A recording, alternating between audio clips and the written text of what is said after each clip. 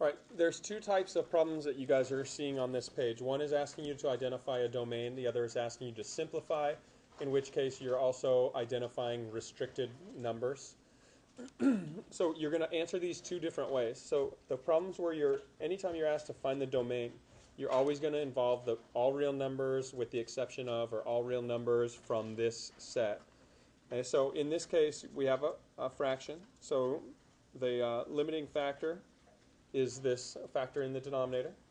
And so in order to determine what the domain restrictions are, so our domain will be all real numbers, x not equal to, just set your factors in the denominator equal to 0.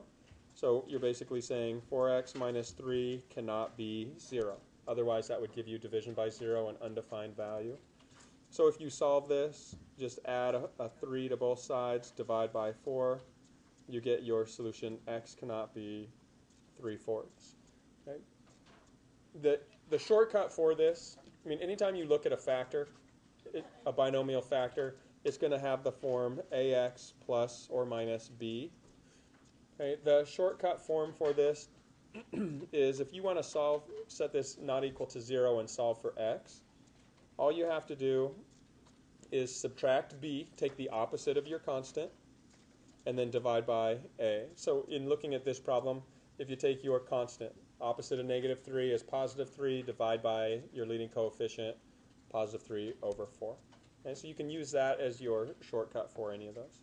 When you enter these, again, anytime it's asking for a domain, all real numbers, x not equal to 3, 4. If you have multiple numbers, just separate them by a comma, no spaces at all.